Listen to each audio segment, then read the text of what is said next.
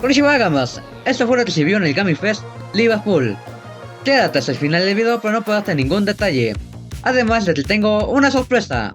El Gaming Fest Liverpool fue un evento organizado por Liverpool para toda la comunidad gamer de México.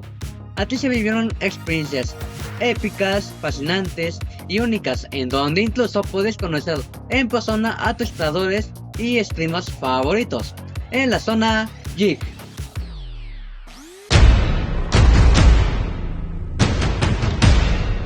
También había otras zonas como la zona Tafta, donde se presentaron conferencias cuyos ponentes eran representantes de las empresas líderes del gaming a nivel mundial, como Intel y AMD. Y una zona que fue bastante cotizada por los gamers que asistieron al festival fue la zona Free to Play, en donde podías experimentar el más alto rendimiento del gaming. Pues aquí había consolas de última generación como Xbox, PlayStation, PC Gamer, caja gamer con lucecitas también conocida, smartphones gamers y simuladores. Y como todo evento importante y respetado del gaming, hubo una zona donde se llevaron a cabo torneos de Fortnite, Halo, Fall Guys y Forza Horizon 5. Todo lo anterior se llevó a cabo en la zona Coliseo. La zona Playland fue una zona donde puedes jugar de Shield con tus amigos o con las personas que asistieron al evento, pues en esta zona había diferentes dinámicas y juegos donde podías participar. Cerrando con broche de oro, os tengo algo muy especial, pues como presentación estelar del video y del canal para todos y todas ustedes, Frida Arellano y Nato Play. Les doy el contexto. El domingo 13 de agosto, Frida Arellano y Nato Play se presentaron como Gaming Talent en la zona Geek. Aquí, ellas desarrollaron una sesión de preguntas y respuestas, donde el público presente hacía preguntas y ellas respondían con mucho gusto. Yo pregunté lo siguiente.